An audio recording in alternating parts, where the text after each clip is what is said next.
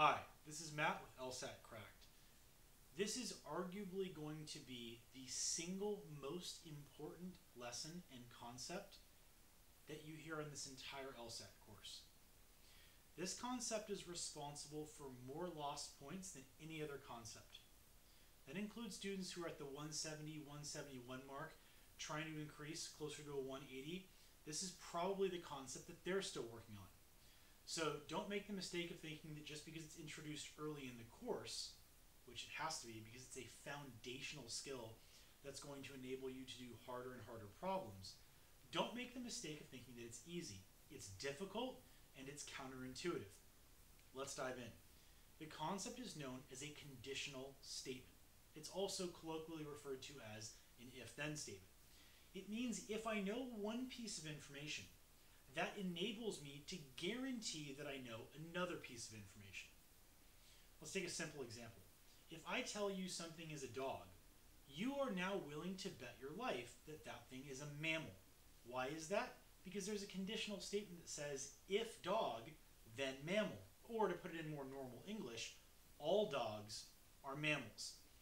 In that example, dog is what's known as a sufficient condition. Sufficient. That's really just a fancy word for strong enough.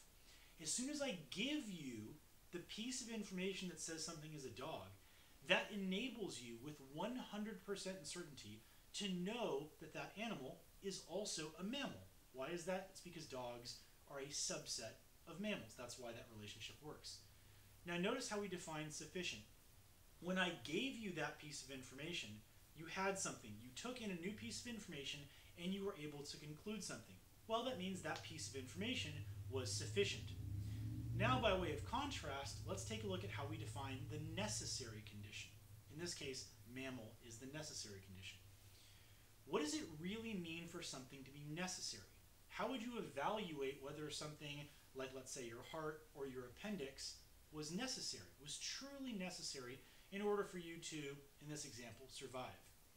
You'd ask yourself one simple question. What would happen if I took that thing away? And that's exactly how you should think of the necessary condition here. It's something where if we take it away, if we take away a condition that's truly necessary, then we're not allowed to have the sufficient condition.